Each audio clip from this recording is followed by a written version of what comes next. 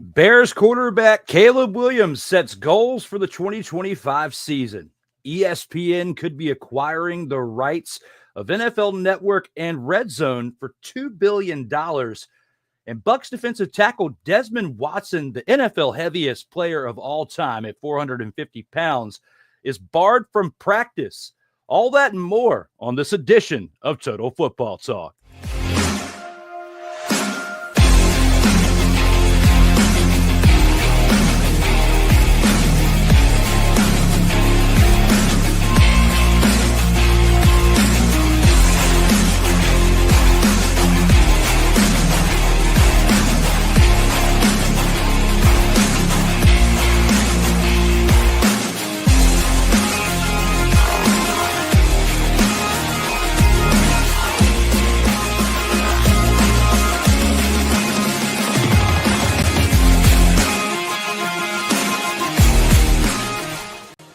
Welcome, one and all. It's that time again. We're back for Total Football Talk, episode 94. And you know the drill. I've got to welcome in one special guest host with myself.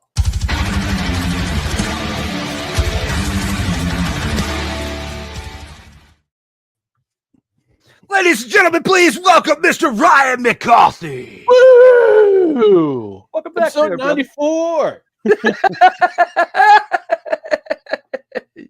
Are you ready to rock Helsinki? The latest and greatest hits from the past, present, and future. Oh, without hair. Without hair. Yes. I'm trying to grow you out of set, my man. I'm trying here. I can best I can do is a skullet. R.I.P. Hulk Hogan. Yes, this week has been a really weird week between him, Ozzy. I forget the name, but the jazz player. Malcolm Jamal Warner. The drowning. And Chuck Mangione. That's the name. Yes, the jazz player. So with Malcolm Jamal Warner, it was weird because at first they were saying his daughter was out there drowning. And then the story changed to where at first they were saving the daughter first and they couldn't get him. And it's just a really, really sad case. You know, him at 54 years old. Definitely, it's just been a wild week overall between that, Ozzy, Hulk Hogan with the mixed reactions that we've seen on the internet. I want to say before we get started with this show that say what you want about the man Terry Bollea, but when it comes to the man Hulk Hogan, wrestling would not be what it is without Hulk Hogan and what he's done for the sports of entertainment of professional wrestling. If it wasn't for Hulkamania, we wouldn't be seeing what we're seeing today. Precisely. That's what, and we got an episode of No Credentials Required. It's going to drop tomorrow. Ding. And we're going to talk all about it. I actually just posted a clip on YouTube on our YouTube channel, the No Credentials Required YouTube channel, which is a preview of this week's episode. And we do a tribute to Hulk Hogan, and Dustin and I talk about it. You can catch it after the show. Nice. Yeah, definitely will go back and check that out because, I mean, you know, I'm a fanatic for wrestling. And Corey, our resident helper over here with Sartoba Media, is doing a fantastic job with, you know, his show, The Grind, the wrestling podcast. And I look forward to that each and every week. I'm not just being a homer because of where it's at. He absolutely brings great talent to that production, and I look forward to it.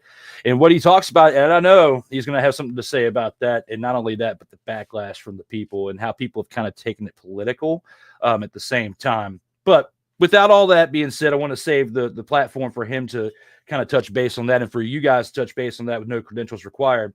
We do have a jam-packed show today. We got to recap CFL Week 7 with last week's games that we missed from, you know, Saturday through Sunday. Friday night through Sunday. And then we also have last night's game for Week 8, as well as the preview for the remaining Week 8s and some interesting topics, as I had said here at the beginning of the show. But if you guys are just tuning in, you're here for episode 94 of Total Football Talk as we are live on Sartoba Media, as well as No Credentials Required YouTube channel and Ryan's X platform as well. I'm still not happy with the name X, but hey, I've been saying this for Twitter 2 years now. We set the bird free 2 years ago. Okay. I still call it Twitter. I'm not going to call it the other thing. I'm trying, man. I'm trying. But with all that being said, we're going to go and take it into our first segment, and that is the opening drive. All right, let's go. We got trips, right? At 42, 989. On two. Ready? Break.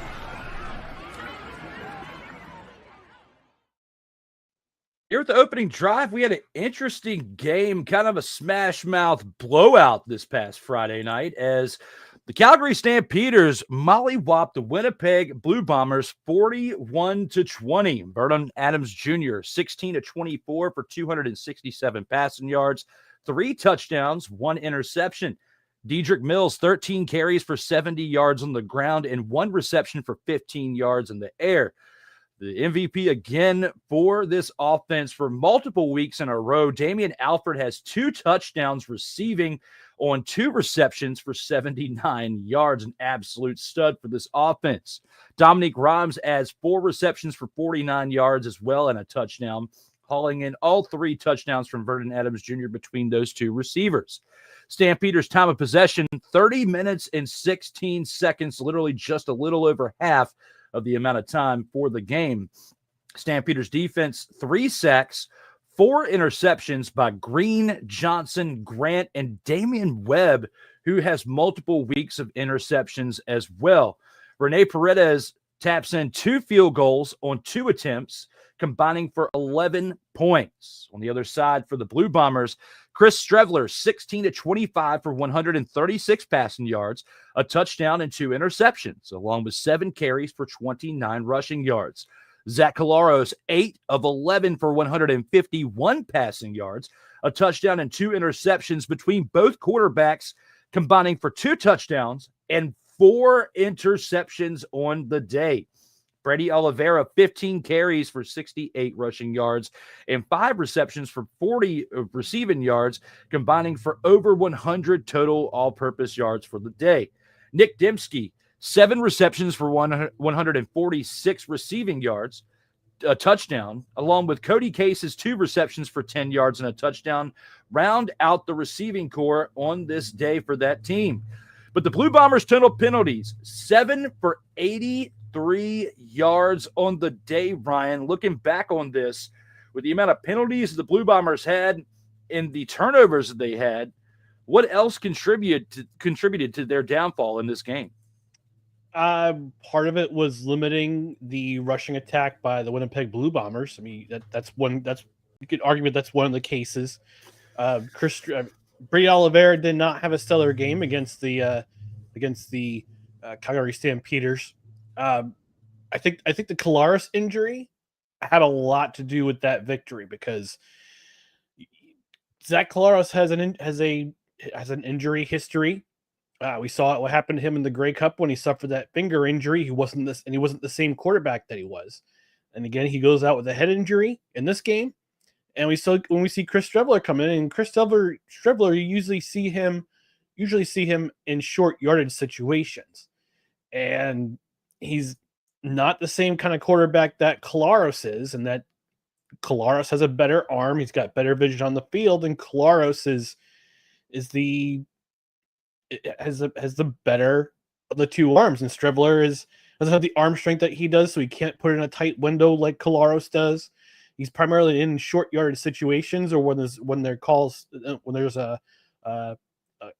call to have a run. So there's definitely a difference between these two quarterbacks. And when I saw Collaros go down, I said, "Nope, game over." I mean, he threw 2 interceptions before his injury. Actually, the injury he suffered, that was the second interception he had in the game.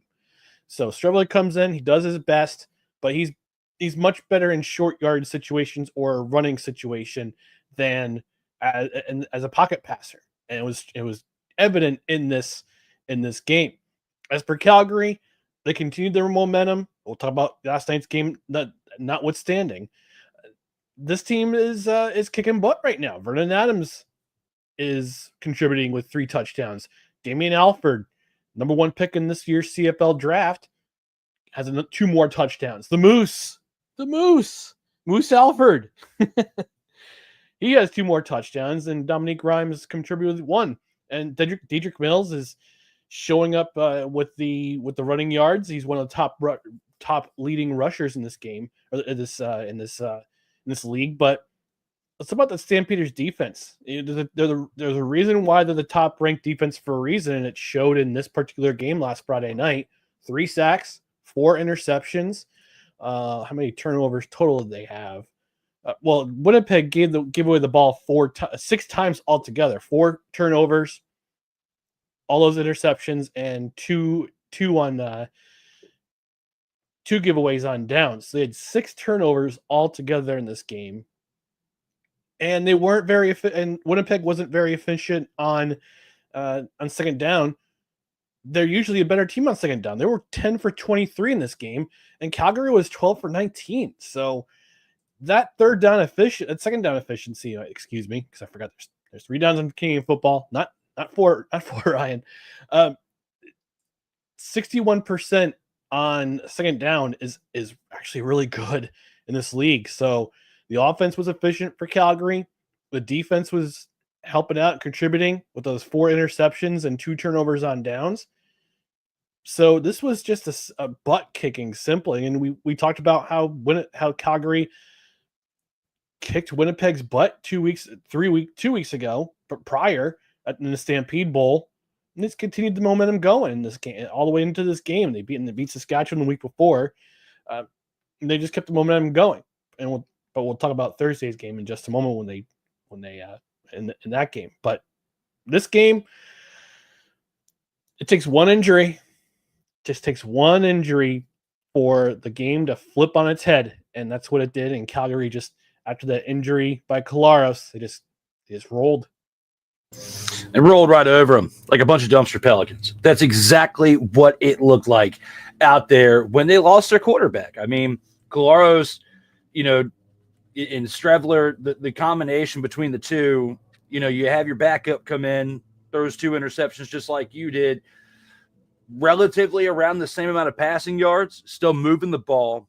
But when it gets to the important moments, it's like, and, when your starter goes down, you can only do but so much. So looking at it for what it is, it's amazing they kind of were still within 20 points or 21 points, regardless of the fact when you lose your starter, because there's a lot of teams, NFL, CFL, UFL, whatever, level it is, the offense is built around the quarterback. Regardless of what anybody wants to tell you, there might be some where it's built around the running back, but very rarely. Usually it's built around the quarterback because that is the one who, is the most important position of the offense. I mean, people argue it no matter which way, because each person out here, when it comes to fans or media, they have their own preference.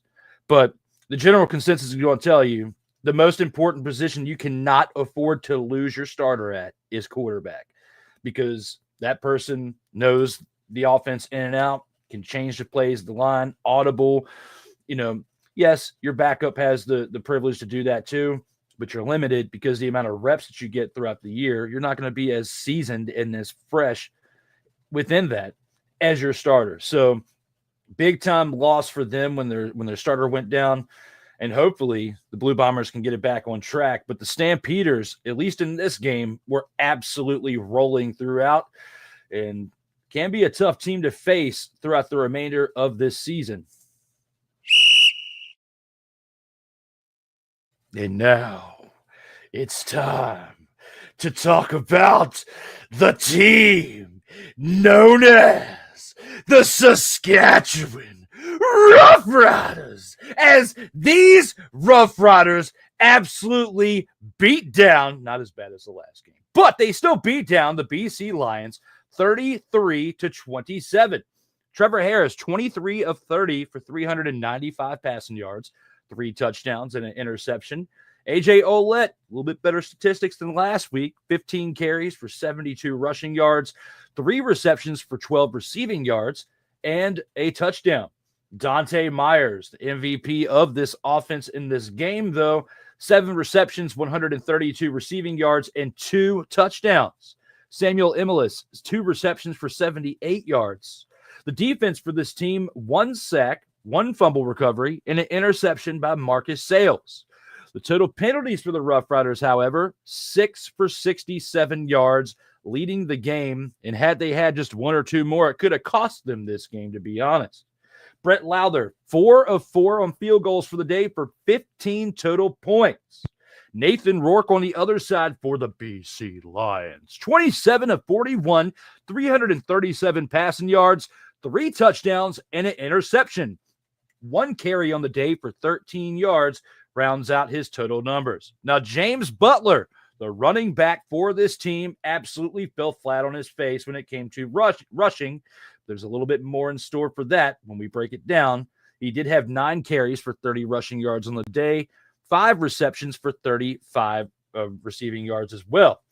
Aiden Eberhardt, 6 receptions for 105 receiving yards and 2 touchdowns on the day, along with Stanley Berryhill III's 6 receptions for 59 receiving yards and a touchdown. The Lions defense had an interception by Ronald Kent Jr., but their total penalties were 4 for 35 yards. Not as bad as the winning team, but still not great because they still had 4 penalties. Sean White, 1 of 1 for field goals on the day for a total of 4 points. Looking back at this game there, Ryan, what are your overall thoughts when looking at the Saskatchewan Roughriders getting this win on this day? Yeah, the final score does not indicate the actual performance on the field by both teams, particularly Saskatchewan. They were a much better team this past week. They got it running. They got the ball rolling, literally and figuratively with their run game, because remember the week before they were held to 16 yards rushing by Calgary.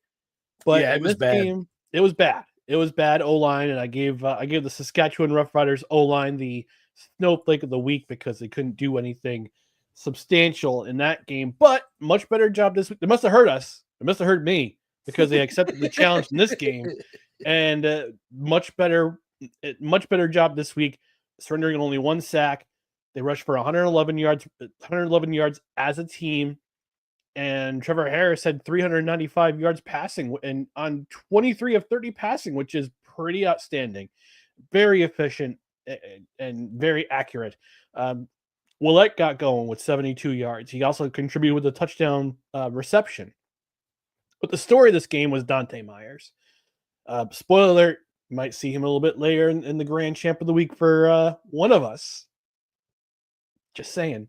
7 receptions, 132 yards, and 2 touchdowns.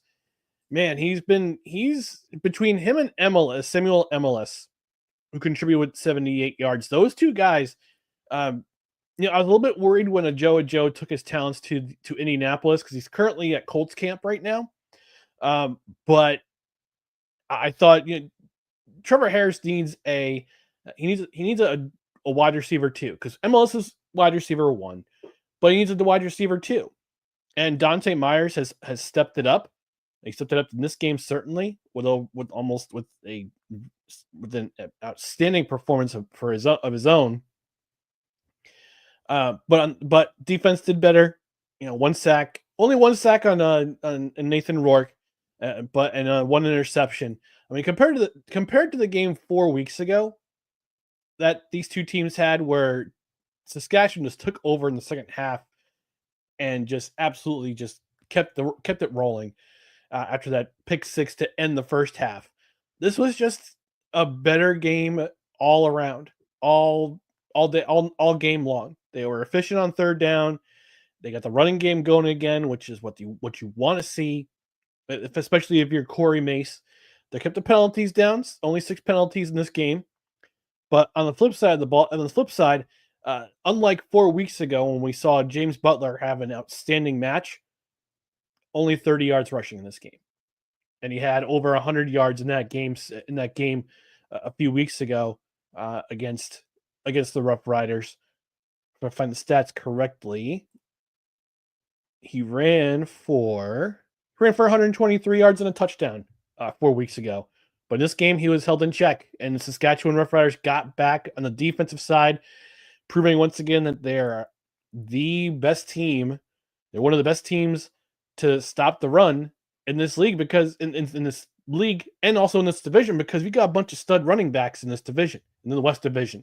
Willette, Butler, Mills, Oliveira, Rankin in Edmonton, and you got to be predicated on stopping the run.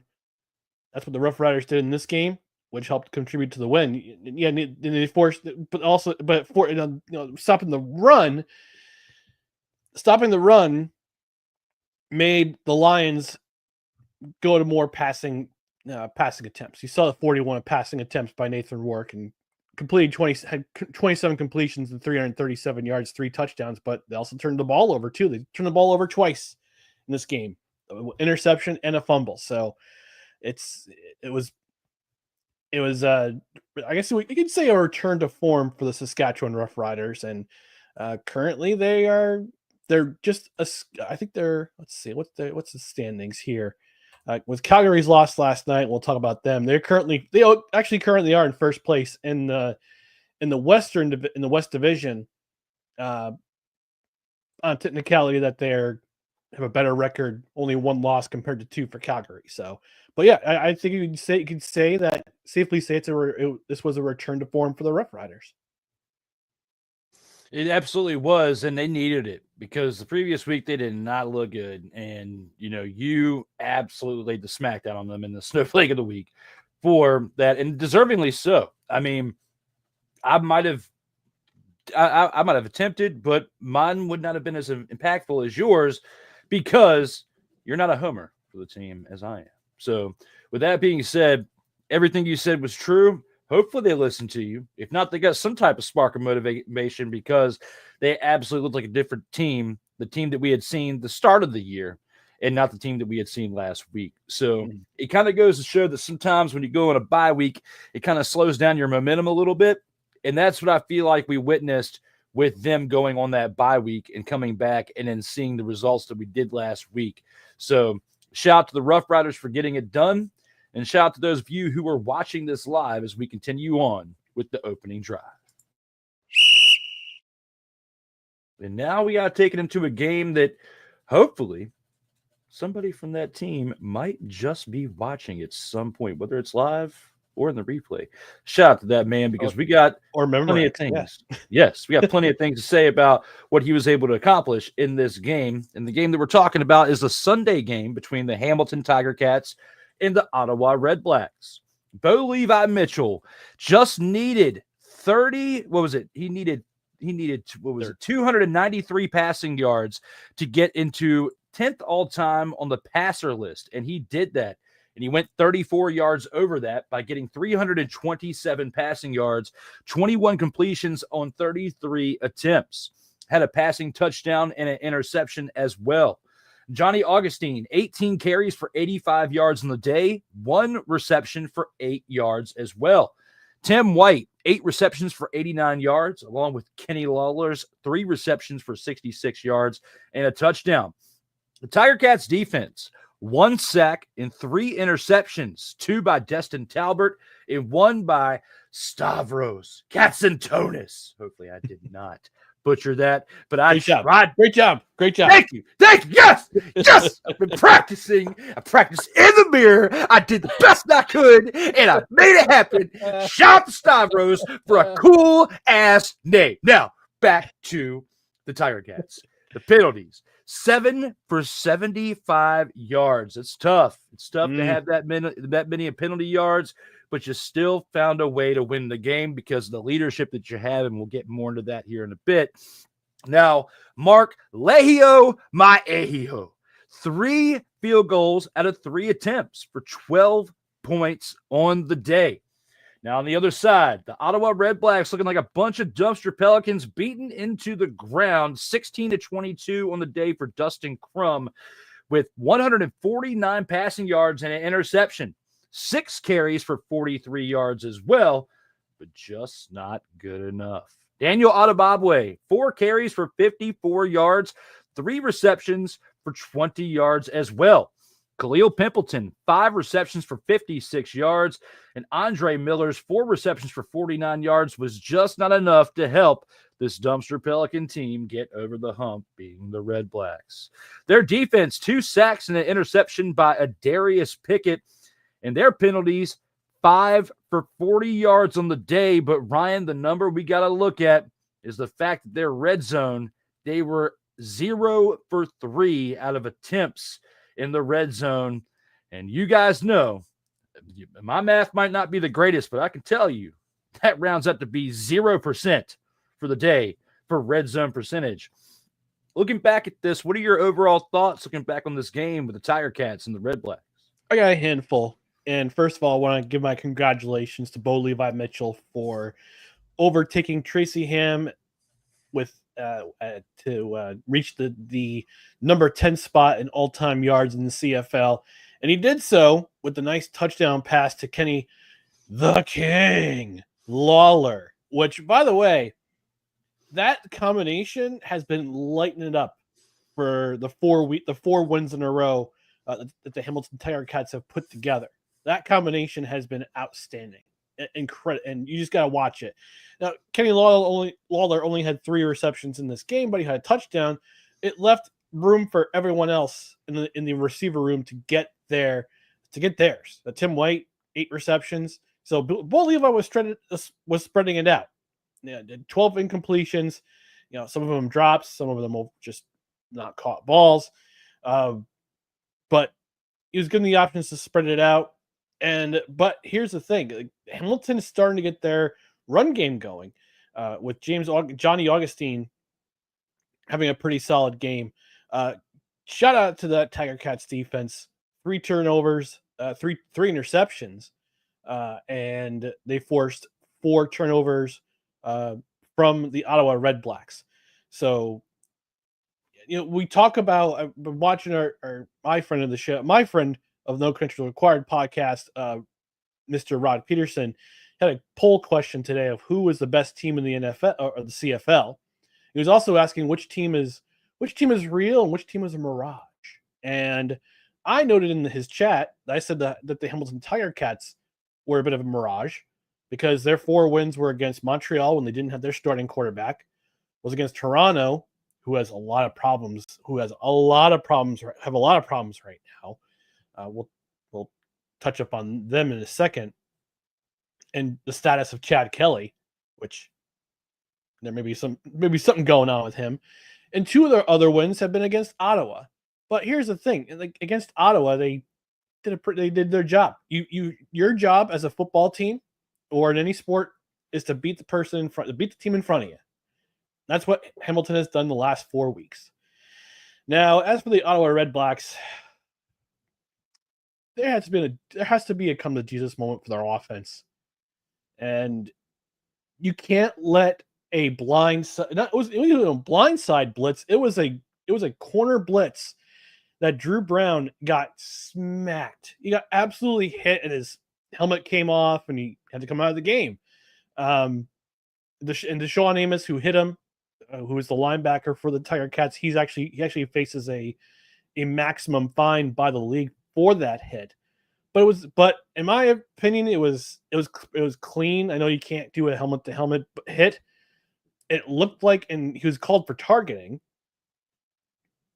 which again, this is something I think all defensive players need to work on. You can't lead with the crown of your head. I was surprised that Amos wasn't disqualified because of the injury to Drew Brown. But what have we been saying the last couple of weeks, Drew, on this program with Ottawa and with any starting quarterback? That offense for the Redblacks goes through Drew Brown. And when Dustin Crum comes in, things change because he's more of a running quarterback. He's not a great pocket passer. We saw it with the interception he had. And this Redblacks offense is just, they're literally 9th in the league in scoring.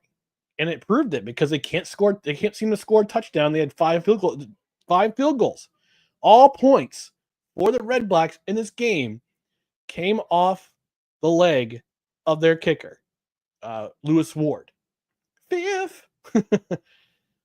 They all came from the leg of Lewis Ward. You can't, and when you're 0 for 3 in the red zone, I talked about this a couple weeks ago with the Montreal game. Montreal was 0 for 3, 1 for 4, 1 for 3 in the red zone. If you go 0 for in the red zone, you won't be able to. You can't win games with field goals unless your defense plays a lights out game, and their defense did not. Even though they had 2 sacks and Darius Pickett had an interception, their offense has to get it going. They have to get it going. They got to get the run game going. Hopefully, Drew Brown comes back next week. I think they're playing next. I think they're playing next week. Yeah, they have a bye week this week, so you better hope that Drew Brown comes back next week because you got Calgary. And they're going to be absolutely peeved after their loss last night, which we'll touch on next. But man, Ottawa is they're just on the stroll bus right now with their offense. Defense is doing all they can, but their offense has one of the worst lines in CFL. They can't get the run game going, although over 100 rushing pass yards, but they don't have a stud running back like all the teams in the West do. And that's going to be trouble. It's going to be trouble for them if they can't get their offensive line situation figured out. They can't keep Drew Brown upright. This team is in big trouble.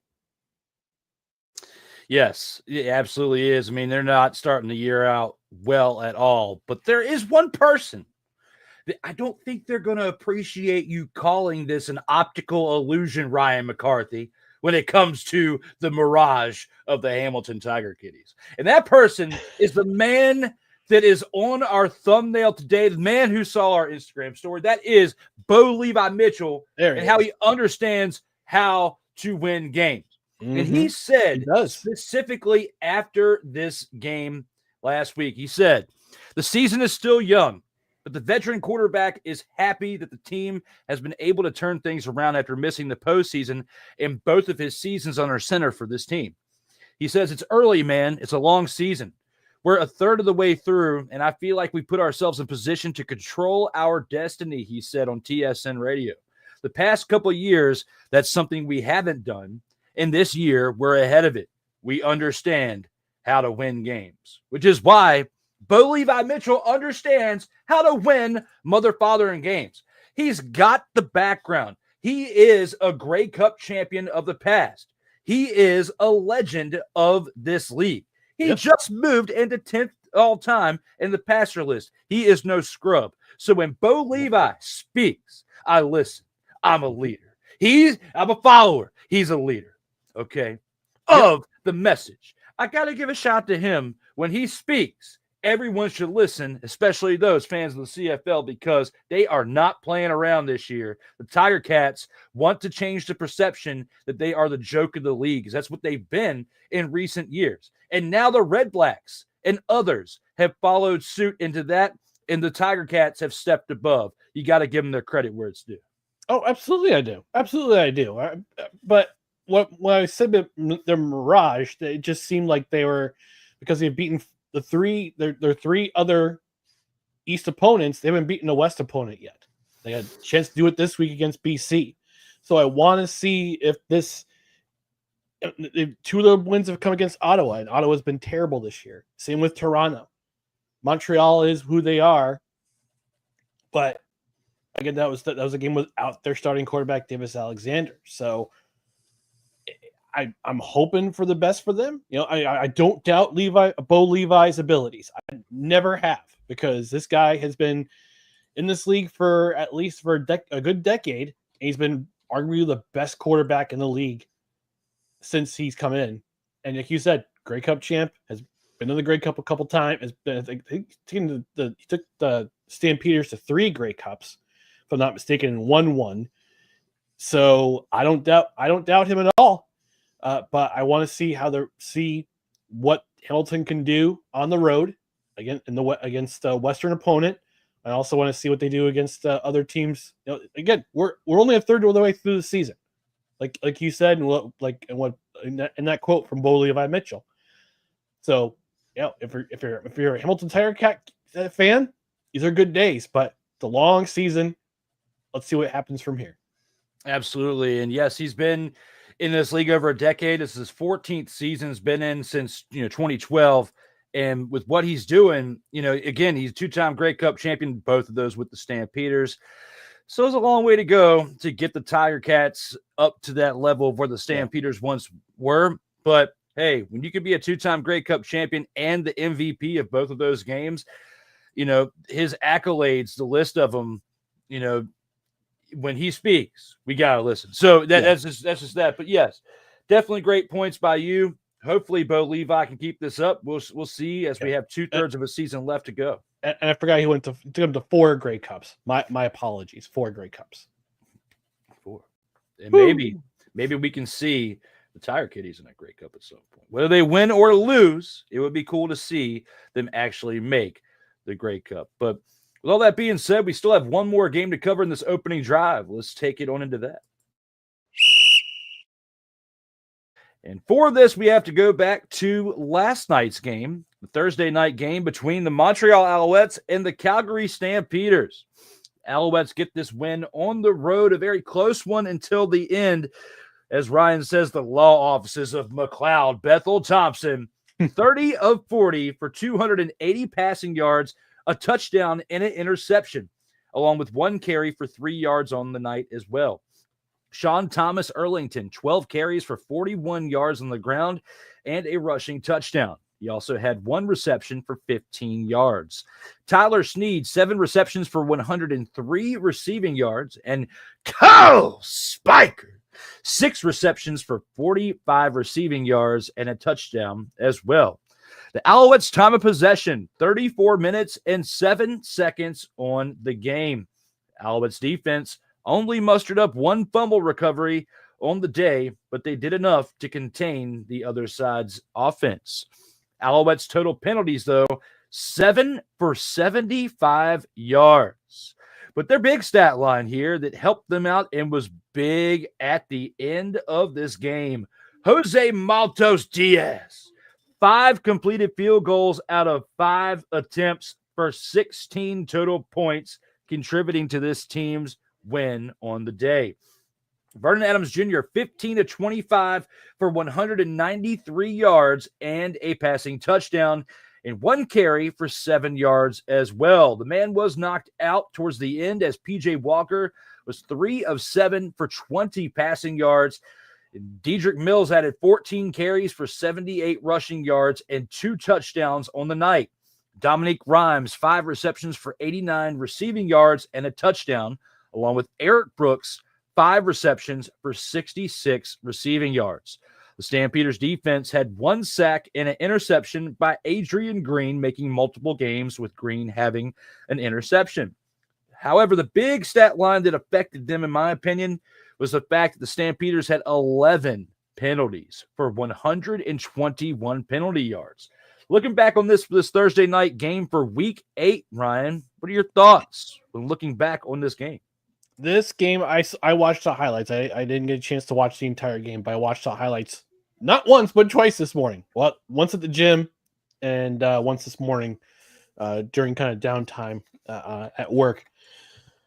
This was a heavyweight fight between 2 great defenses. Alouettes have been built on they're we see what they can do on offense when Davis Alexander's in the game, but when you have to get the big stop, Montreal did that not once, not twice, not thrice, not 4 times, 5 times, 5 times, 5 times, 5 times, 5 times.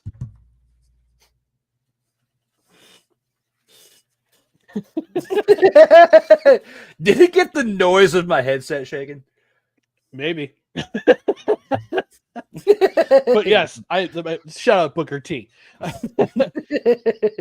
After Calgary scored their 3rd touchdown, the Alouettes stopped the Stampeders 5 times. The next 5 possessions, they allowed 0 points. And in that time, they forced a turnover.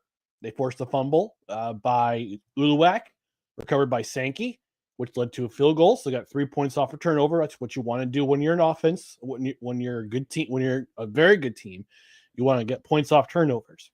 Then after that, in the next possession, came again another impactful injury.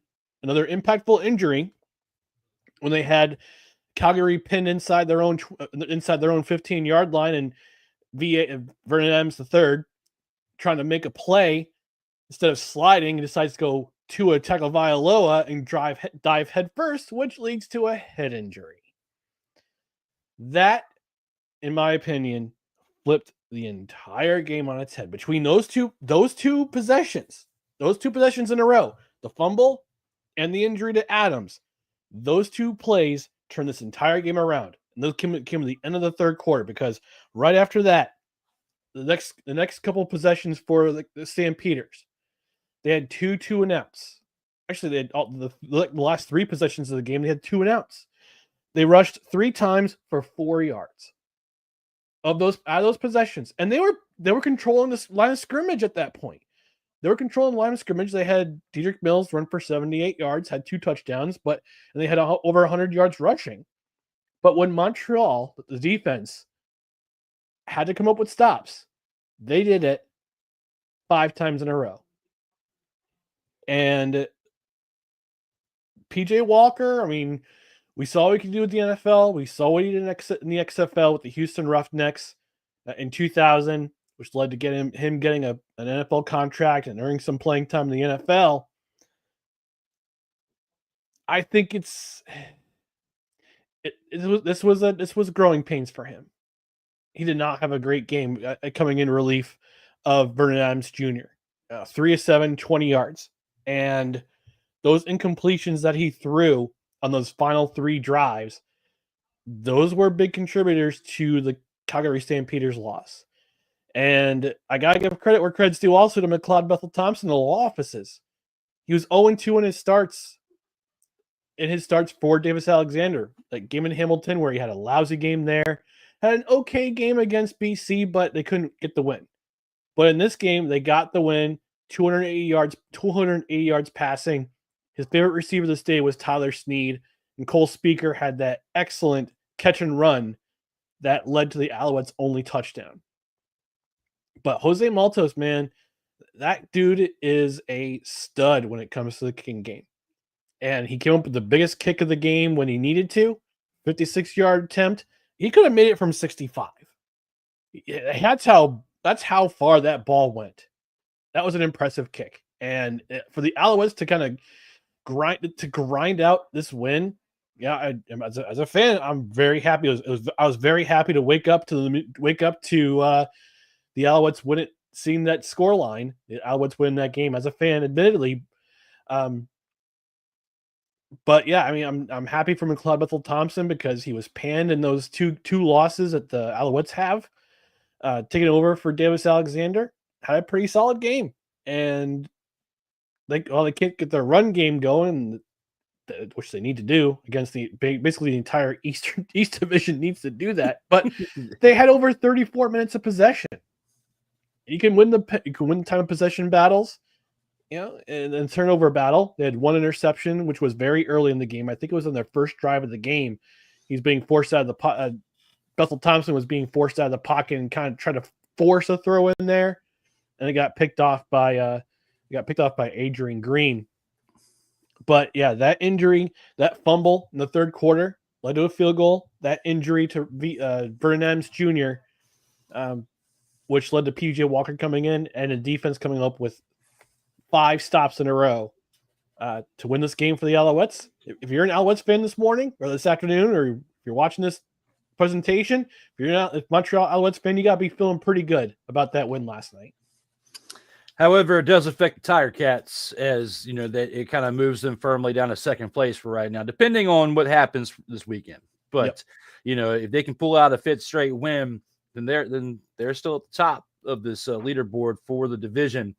But for your fanhood, absolutely great, because, again, you got to wake up this morning with a win for your team, and the law offices came through for you. They defended you very well, and you got this victory as a result. Before we go into our next part of the show, though, we do have some comments we want to acknowledge before we get too far in, so we can keep them rolling as well. Look out, everybody. It's about to get wild and crazy. Gridiron wild and crazy. Welcome to Total Football Talk. Indeed. With that last outburst that Ryan McCarthy has boosted his popularity in Finland. Awesome. Love me some Finns. And apparently Malcolm Jamal Warner was caught up in a riptide. So Yeah. it was, Riptides, you want to let it carry you out so you can swim back in. That's why I know from my times in the Outer Banks when they tell you if you get caught in a riptide, don't try to swim against it. Just let it carry you out, and you can swim back to shore. Just make sure you're not in the current. you're gonna wear yourself out. Yeah. So definitely you got to be careful out there when it comes to the ocean. Yep. And Corey, our guy, is here. Says, what's good, fam? Hey. What's good with you there, sir? Looking forward to another great production. Episode 40 is tomorrow for the grind. He has been absolutely grinding and rocking and rolling with it and has been throwing some great content out there. Between that and the shorts, absolutely crushing it for Sartoba, and I greatly appreciate you again, as always, brother. Looking forward to another great show tomorrow. With that being said, keep those comments rolling here in the live chat. We got much more in store for you. We got the Grand Champ, the Gridiron Scoop, the Snowflake of the Week, and much more after this first commercial break. All right, let's go. We got trips, right? At 42, 989 on two. Ready? Quick.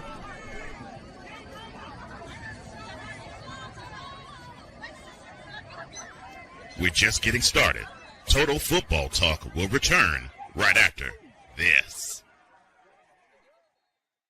Join Ryan McCarthy I became a Jets fan because Kurt the Frog was my favorite Muppet because he was green, and the Jets wore green. That's how I became a Jets fan.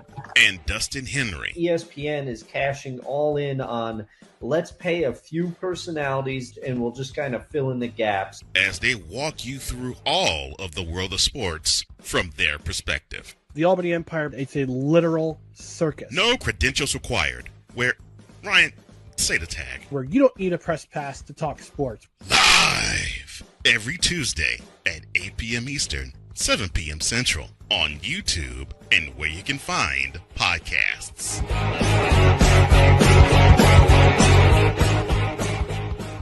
Drew, I'm hearing a bunch of stuff in your mind. I know you know this team very well. Are you in and out, my friend? This team, as a fan for the past, 18 months, it has been terrible. As an analyst. As an analyst, going through the experience as an analyst and also as a closet fan of the Washington football team, formerly known as the Redskins. It is a travesty. I am out. Get the f*** out of here!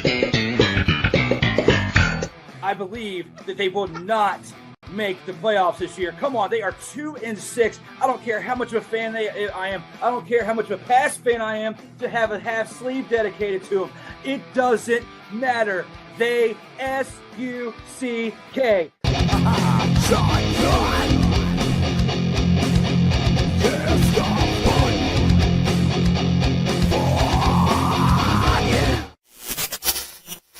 Hey, what's good, everybody?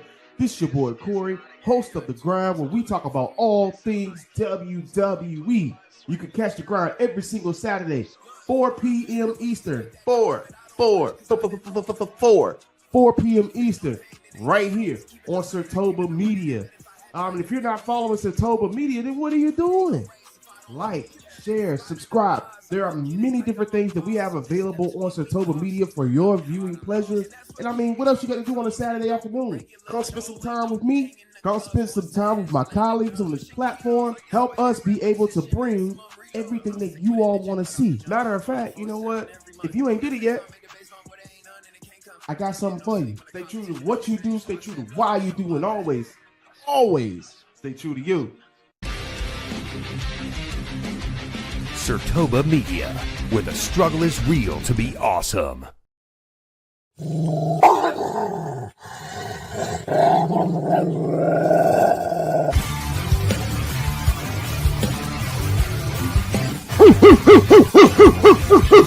It's time for the Grand Champ of the Week, where we pick our dough.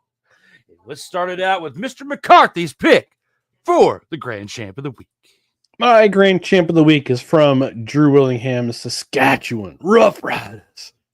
And that is wide receiver Dante Myers. Dante Myers, 7 receptions, 132 yards, 2 touchdowns. Longest reception was 50 yards. I believe that was hauled in for a touchdown, if I'm not mistaken. And again, he's becoming one of the new primary weapons for a new weapon for Trevor Harris to throw to. I mentioned in our segment when we talked about that game against the Lions that Samuel Emilus is wide receiver 1 and Dante Myers is quickly becoming wide receiver 2 and becoming a dependable weapon for Trevor Harris and the Saskatchewan Roughriders offense.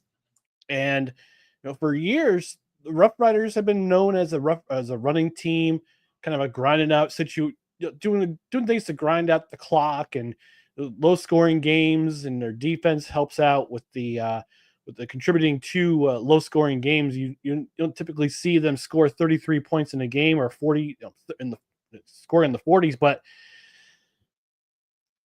with Trevor Harris as your quarterback, AJ Willett in the backfield, and now not one but two big weapons for Trevor Harris to throw to in Emilus and especially Dante Myers, my grand champ of the week. The Saskatchewan Roughriders team, this team could you could be seeing them go deep into the postseason and get that coveted week off, that bye for the division final. You could see them in the Grey Cup in November. So, but Dante Myers, heck of a performance this week. He's my grand champ this week. And that's a great pick because had you not made that pick, that's more likely who I was going to go with. So definitely great choice. And it saves me from too many homerisms here in the grand champ of the week. With that being said, it is now time for my choice for the grand champ of the week. And I may be having a favorite quarterback of the league now that I'm slowly becoming a homer for. But because he made it to the 10th all time on the passer list and did what he did in this game to help lead this team to its 4th straight victory, I got to give it to Levi Mitchell. 21 of 33 out of completions out of attempts, 327 passing yards, 1 passing touchdown. He did have an interception, but it doesn't matter because you still led this team to a victory by more than 2 touchdowns. So with that being said, shout out to Levi Mitchell for not only these stats, but for moving into 10th all-time on the passer list in this game. And he did so with the victory. So shout out to him, and that is why he is my choice for the grand champ of the week. Solid pick. I mean, the guy's been a dog in this league for over a decade, and we talked about it, and we were glowingly talking about him in our last segment, or a couple segments ago, in regards to the win over the Ottawa Redblacks. And he's been the guy who's trying to put the Tiger Cats over the top. But again, congratulations on achieving 10th all time on the passing yards list in the NFL in the CFL. And he did indeed. With that being said, it's now time. Take it into the Gridiron Scoop.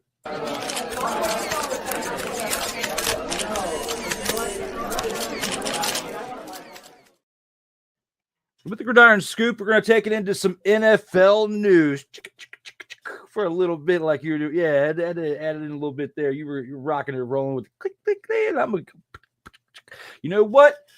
During the next commercial break, I'm going to bring out a camera from like the 1930s. I'm serious. I am. Hey.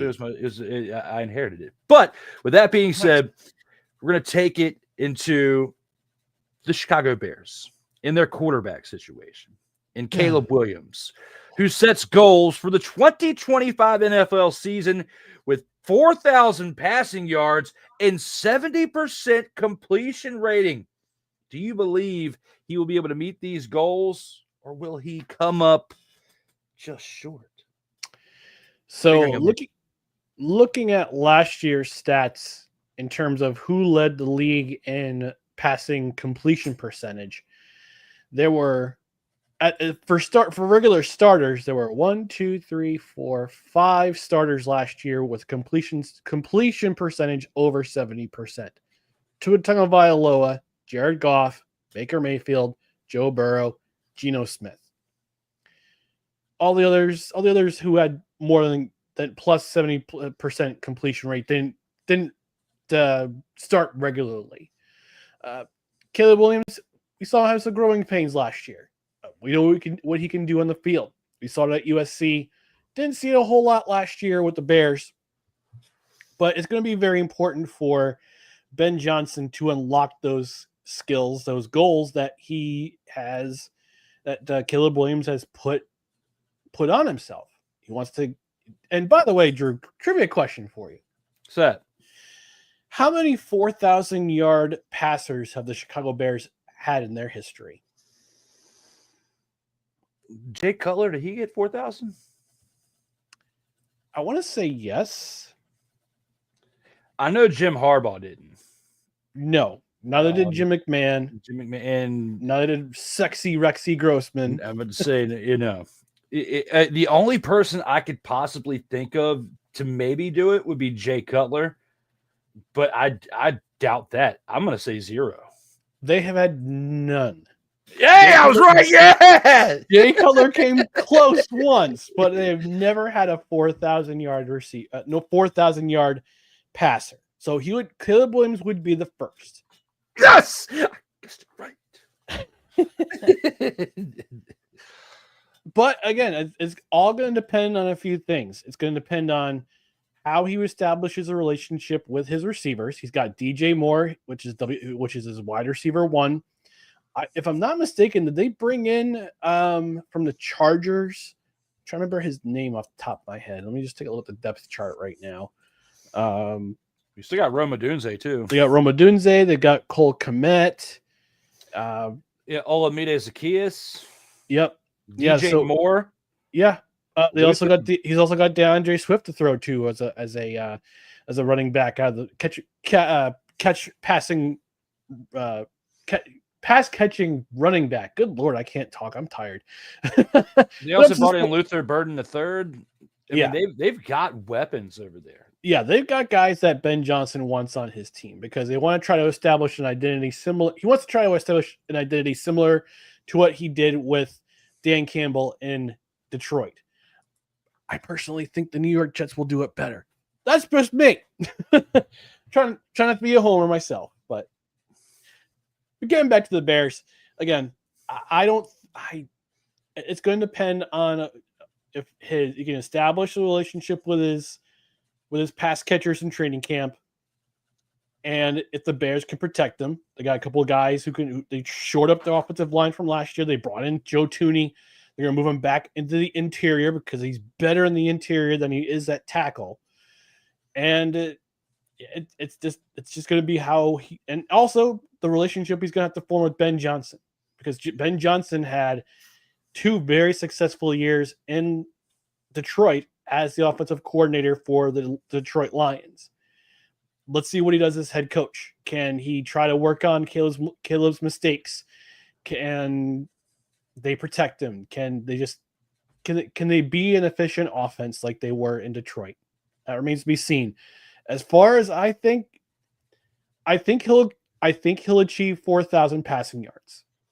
I don't think he'll get the 70% completion rate, because you're going to have to rely on very short, very, very death by 1,000 paper cuts, very short passes, like dink and dunk. And I don't think that's Caleb Williams' styles. I know he likes to spread it out and run it and try to throw deep. But 4,000 yards, yes. 70% completion rate, no.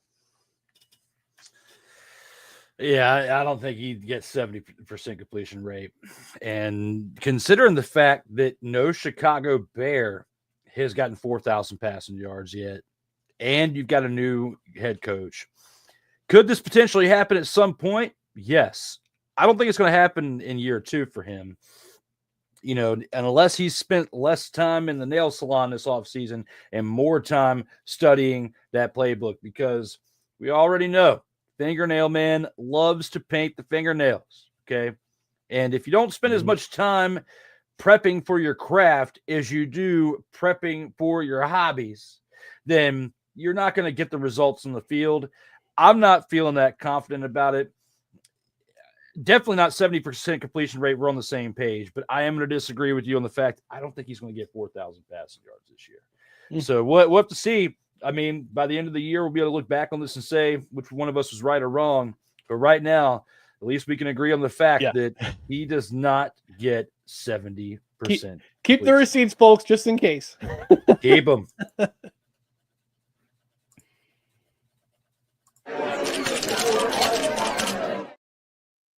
There it goes. I was trying to click the button. But the button didn't. Now, yard. Now, with that being said, still with an NFL, ESPN could be acquiring the rights of NFL Network and Red Zone for reported $2 billion. Will this move be beneficial for the fans, and will this potentially be more expensive for the consumers? Will it be beneficial for the fans? No. Will it be more expensive for the consumers? Absolutely. Again, sneak preview. We talked about this on our latest recording of No Credentials Required. Ding! Be available tomorrow. This is not good for the consumer because for years, you needed to have DirecTV or you needed to have a cable subscription or streaming service upgrade for an extra $10. This is going to force the consumer to spend an extra $30 a month for ESPN's New Era app. Now, I don't know if this is replacing ESPN Plus or if it's an add-on from what ESPN Plus has, because you got to spend. I stopped my ESPN Plus subscription because of the way that they were increasing the price every year. It was originally $30, then it went to 40, then it went to 50. Now it's I think $70 a month or $75 a month for ESPN Plus, which is ridiculous because I don't watch that much sports. I only want to watch the sports that I want to watch. So for ESPN purchasing the rights to NFL Network and for Red Zone, we talk about how streaming is making it more expensive because everything's behind a paywall now.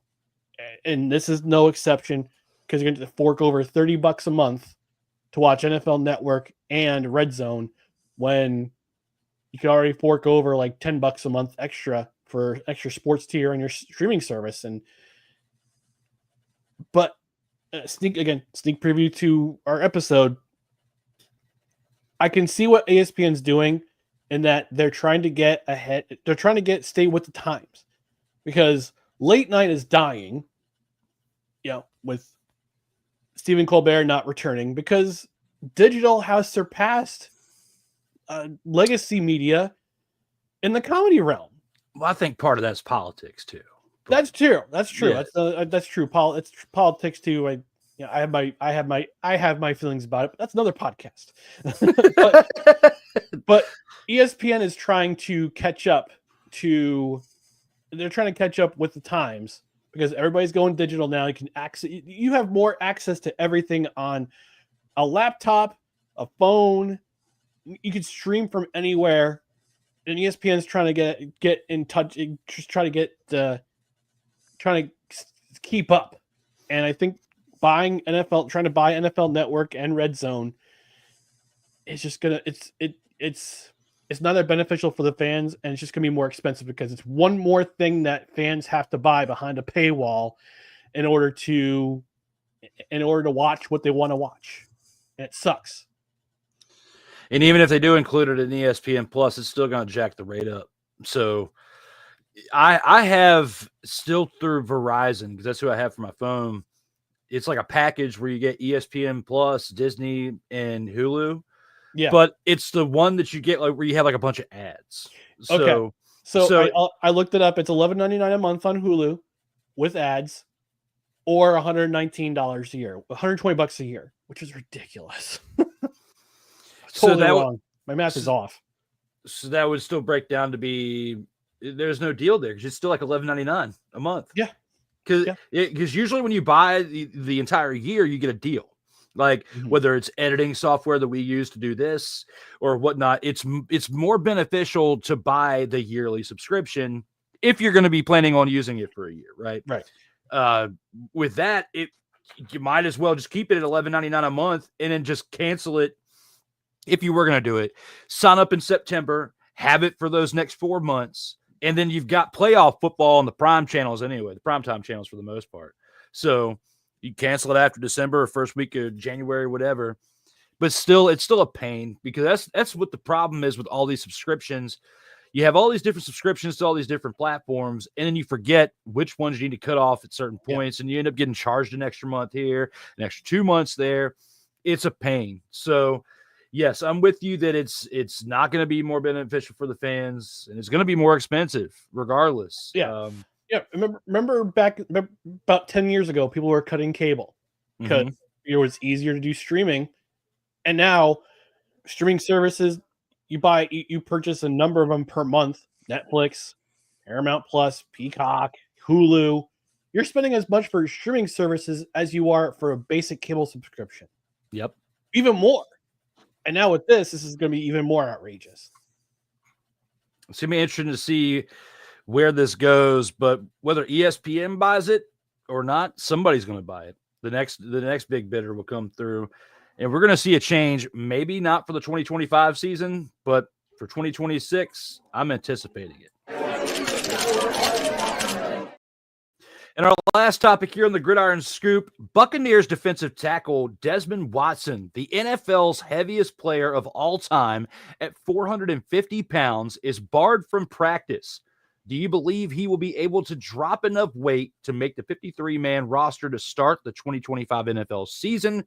Or will this circumstance hinder his availability for this team? It's going to hinder his availability for this team, at least in season 1, because there's no way you're going to drop 100. You're not going to drop 100 pounds in a month in a matter of 6 weeks. That's dangerous. A, B, it's impossible unless you get on heavy doses of Ozempic or you sweat it all out. This is impossible. I think he's going to be at least for his first season. My prediction is because his first season he's going to be on the active / PU pup list because of his weight. And he was in college. He was in the 430 pounds in college. And I watched some of his highlights today from his time at the University of Florida playing nose tackle, and he could stuff the run. That's what you want. He was drafted at 464 pounds. And he's only dropped. He's only dropped 14 pounds since the draft. Yeah, something's going on there. I don't know if it's they got to figure things out. Either look, I'm a guy. Look, I'll be transparent. I'm a guy who has used pharmaceuticals to drop weight. I don't do Ozempic. I don't do any of that. The semaglutides. That stuff is dangerous. But I've taken care of gotten my thyroid issues under control, and I've also gotten my insulin levels down. So this has got to be either he's undisciplined and he just eats a lot and he can't stop eating. And there's a psychological reason why he's getting that weight, or it could be physiological. And they have to look at his blood work to see, all right, what can we do to get you dropped down to 350 pounds? Because at 6'5" and 450 pounds, that's a big man right there. And I know that as a Jets fan, the Jets drafted Mekhi Becton. He showed up at camp overweight, and those issues did not help him in his rookie year. They did not help him in training camp in the next season. And he was considered a bust by the Jets, and he wound up being a free agent. And the Philadelphia Eagles picked him up in free agency. They would have put him. They moved him to interior. Now he's a Super Bowl champion and earned himself a nice contract with the Chargers in the offseason. So the weight can be managed. I just want to see how the Buccaneers manage it. Whether it's going to be just a diet is a diet issue, or if it's a physiological issue and he just needs to make some adjustments and he'll lose the weight. Yeah, I just feel like now you've had 3 solid months to really work on this. Right. And to drop 14 pounds, I mean, dropping weight's still a positive thing. I don't want to knock anybody for dropping weight. You and I, as bigger individuals, it's tough. To drop 5 pounds here, 10 pounds there. However, I feel like in 90 days, you should be able to drop more than 14 pounds if you were disciplined, and especially when you have all of the resources that you have as a professional athlete. What they have on site at their training facilities are light years beyond what like a Gold's Gym or a Planet Fitness or whatever gym you go to. The type of equipment, unless you're at FedEx Field, but or one Jets drive for the time being. Yes. So 30 out of the 32 teams. Maybe there's some that have a little bit questionable technology. We'll say at least 3/4 of the NFL has great resources to work with when it comes to strength and conditioning. And the Buccaneers, who are only 4 or 5 years away removed from a Super Bowl. Yep. They've got the technology in there, and that they made sure they had state-of-the-art facilities for Tom Brady to come in there when he did in 2020 because he wouldn't have showed up. So for that, I believe when you have the resources that you have and you being in your early 20s, with me being in my late 30s, you being where you are in age, it's not that easy to drop the weight as it would be for somebody in their early 20s. I remember my weight in my early 20s, I could fluctuate it back and forth. I could drop 20 pounds in a week easy because of how active I was. I was a bigger guy, but you stop drinking soda and you stop eating fast food and you drink just water throughout a 7-day period. You're active and you're eating right and you're outside. And this, I'm talking like summertime, like right now when you're, when you're sweating and moving around. This is the time, June, July, August, where you should be able to shed the pounds easier than any other month throughout the entire calendar year. This is your 25% of the year where you can drop the weight. And for you to be that young and to only be able to drop 14 pounds in 90 days, that's where somebody who is a bigger individual, calls BS on that. That yes, congratulations, you are positively in the right direction. But in my opinion, you should have been able to drop like at least 40 pounds, 40 to 50. And that's a safe bet if you were really out there grinding every single day and wanted this NFL dream. You should be closer to the low side of 400 and not in the middle of it. I would have looked at this and said, if you were at like 415, 420 in weight, that's good. But for you to go from 464 pounds to just 450 and only drop 14 pounds in 90 days, I don't blame the Buccaneers for this decision. And you should sit him out for the entirety of the NFL season and have him be a true rookie next year. Such thing as shooting in the NFL for his health, his safety, and for the duration of his contract and his future with not only this organization, but for a career in professional football. He needs to sit out this year. He needs to grind and get down to like 350 minimum before you start putting him out on the field. You got to be hungry enough, no pun intended, to want this. Got to do something about it and lose more than 14 pounds, friend. And hopefully we will see that in the coming time. But with that being said, rooting for you, Desmond. Like Forrest, run, Desmond, run, as we take it on into the Snowflake of the Week.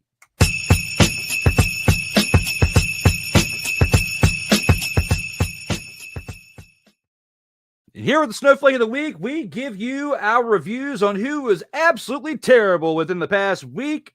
For that, we're going to start it on out with Mr. McCarthy's pick for the Snowflake of the Week.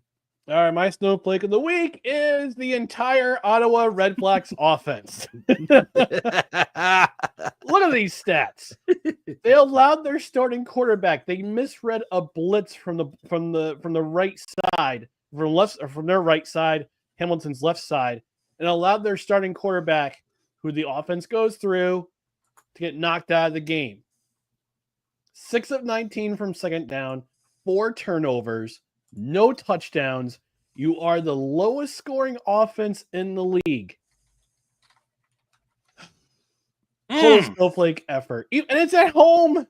It's at home. You should go to your home. Shout out Happy Gilmore. But if you're at home, you got to put up better numbers than this. You got to put up better numbers in front of your home crowd because numbers like this tell your home fans that you don't care. You're not invested. You don't seem to care. And from what I understand, the head coach's job is safe for now, but if the Ottawa Redblacks offense continues like this, especially over the next couple of weeks, you got a week off. You got a bye week this week to figure it out because your next game is against Calgary. You got to figure it out soon because Calgary's they're no slouch, and they're going to be pissed off due to what happened on Thursday night. And it's not going to be fun, especially if you can't put up numbers. And you better pray that Drew Brown, his concussion issue, goes away because you need him from here on out. You got to protect him. You got to keep him upright because he's going to spread the ball around.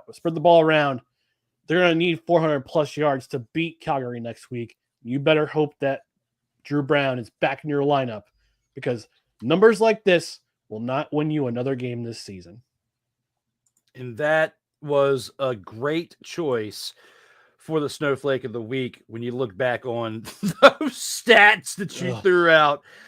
Deservingly so for the Snowflake of the Week, and so much that I couldn't even go within the CFL for the Snowflake of the Week this week because I didn't want to steal away from the Thunder from that pick because that was absolutely great of a pick to have there, sir, for your pick.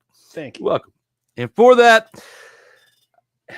it's not many times I'll have a homer pick for the Snowflake of the Week, but this week I will because of the Washington Commanders and allowing Terry McLaurin to get frustrated over contract and hold out from training camp. This has been something that they should have locked up much sooner. Yes, they wanted to add some weapons during the offseason, like Von Miller, Deebo Samuel, and more to kind of help out, the pieces that they needed to get over the hump and potentially make a run at the Super Bowl this year. But you are not going to be able to do that without Terry McLaurin, who is your number one receiver. When we take a look at the top paid wide receivers here in the NFL, Terry McLaurin is the 17th highest paid wide receiver in the NFL, and he's not even the highest paid wide receiver on the Commanders after trading for Deebo Samuel, who is the 15th highest paid, 2 spots above Terry McLaurin. Deebo has a contract that after this season is void just like Terry McLaurin's, but total average per year, he gets $23,850,000, which is about $650,000 more than what Terry McLaurin gets because he gets $23,200. Both of these receivers are in the last year of their deal, but the most important deal to lock up is Terry McLaurin, which without his contributions last year, that team would not have made it to the NFC Championship, let alone the playoffs. They would not have even made the playoffs, I don't believe, without Terry McLaurin. So, facts. Yes. And when you look at the receivers who are above him, there's only one other receiver who's in their age, who's in the 30s in ages, and that's Tyreek Hill, who's 31 years old, who still has this year and next year left on his contract with the Dolphins. Every other receiver is in their 20s, mid-20s to late 20s. And, of course, the Bengals were stupid with giving that amount of money to T. Higgins and Jamar Chase, crippling their offense and what they're going to be able to do because you're not going to have much of an offensive line after this year to potentially next year, blocking for those receivers and Joe Burrow, which is why they struggle to win a game throughout the first month of the season. Back to the Washington Commanders here. This situation has pulled out for too long because if you have potentially you're in week 2 or week 3 of the preseason and you finally get the deal done, you're like a week or 2 away from the start of the regular season and he's had no reps, which puts him in a situation to potentially get injured, which puts your season in jeopardy because then you'd have to rely on somebody who's been injury stricken and somebody who hasn't been consistent as they were in San Francisco, like Deebo Samuel. So with that being said, and with everything put together, when it comes to the Snowflake of the Week, I have to give it to the Washington Commanders because this has gone on for too long. We are 6 days away from August. We are 6 days away from seeing teams start their NFL preseason because on the 31st of July, we have our first preseason game, the Hall of Fame game between the Chargers and the Lions, and that's when things start going downhill really, really fast. Washington Commanders, you don't get this deal done this weekend. I'm going to go ahead and say it now. You don't get this deal done this weekend before NFL preseason starts next week. I'm going to sit here and say you're not even going to make the NFC Championship next year, let alone the playoffs, because you are not going to have the momentum.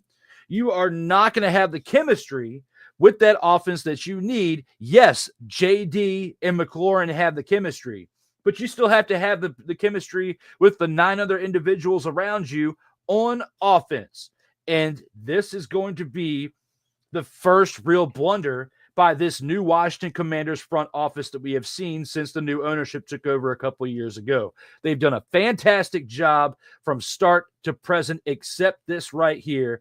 And that's why, for the first time in quite some time, the Washington Commanders are my choice for Snowflake of the Week. Can't argue with that. The Jets just paid Garrett Wilson, gave him a 4-year extension. And he doesn't even have the impact on that offense that McLaurin's had for the Commanders. And yes, McLaurin not yet, at least. Not yet. But in 2022, he did get an extension for $68 million, a 3-year, $68 million extension, but that runs out at the end of this year. He gets hurt this year. He has no guarantees. Let's say he has a career-ending injury. Nobody wants to see that, but we have to speak realistically. That's what his agent is doing right now for his fighting defense, and wants to have some guaranteed money, because you go out there on a contract year, you get hurt, you not only miss out on guaranteed money, but you might not even get the same type of contract offer that you would have got had you signed beforehand. And the Commanders need to also learn from another situation. You let it go too long, you're going to end up being like the Dallas Cowboys and overpay your talent. Like when you see situations like Dak Prescott and such from the past, paying $60 million a year. So with that being said, this is why you're my choice for the Snowflake of the Week, because each and every day that passes, it hurts your chemistry within your offense, but it's also going to hurt your wallet at the end of the day, because the more time goes by, the more money you're going to spend potentially for the talent. So with all that being said, we're going to go ahead and take our last commercial break. And when we come back, we have the 2-minute drill and the post game before we wrap it on up. We'll see you guys here on the other side. All right, let's go. We got trips, right? At 42, 989 on 2. Ready? Ready.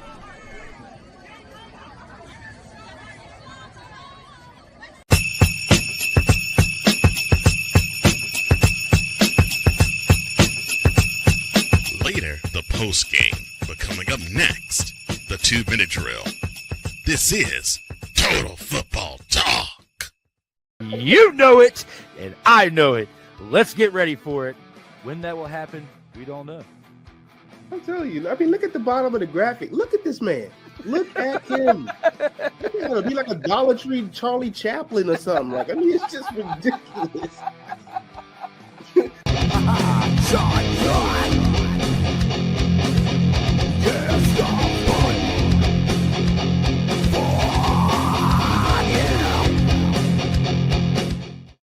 Hey, ladies and gentlemen. Hey, look. Hey, stop playing games. Y'all already know. Go ahead and toss him some Willie Bucks. Ain't nobody playing around. Hey, $ DWillie87. Go ahead, hit him up on the Cash App, and go ahead and give him some Willie the Bucks. Look at Drew looking stoic, ladies and gentlemen. Stoic on that $10 bill. So go ahead, slide my man over some Willie Bucks, and we good. That's all I'm saying. We good. How about some Willie Bucks? Sertoba Media, where the struggle is real to be awesome. In a world where chronicles of the past are brought to the streams, whether the content is relatable or completely beyond your realm of life, there is no shadow of a doubt that this show is absolutely full of shenanigans. Get ready for D. Willie in the evening. This Sunday at 10:05 p.m. Eastern. Exclusively on Sertoba Media, where the struggle is real to be awesome.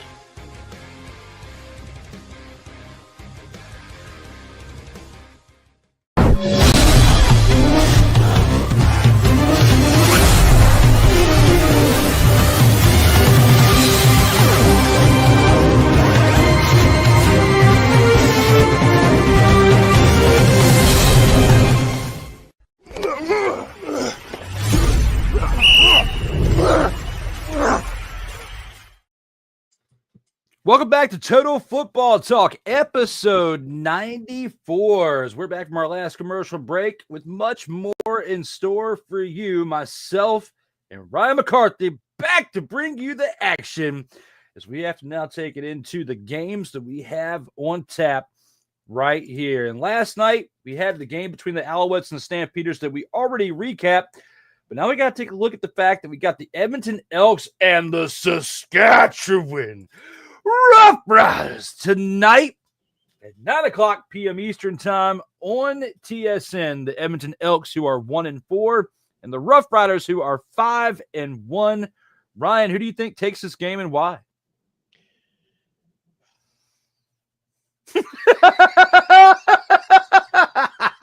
My picks were awful last week, so I'm going to go with this seems like it's an obvious choice, right? Saskatchewan's 5-1, Edmonton's 1-5. Edmonton can't seem to find an identity. And guess what? They're switching quarterbacks again. Cody Fajardo is starting this week for the Saskatchewan he played for the Saskatchewan Roughriders, but he's starting for the Edmonton Elks in lieu of Trey Ford. And man, poor Trey Ford. He's been in this league for 3 seasons, and he just can't seem to catch a break with whatever coaching staff he's got. But Saskatchewan, we've talked about them. They have weapons on offense. They can spread the ball around. Trevor Harris, if you keep him upright, he's going to do magical things.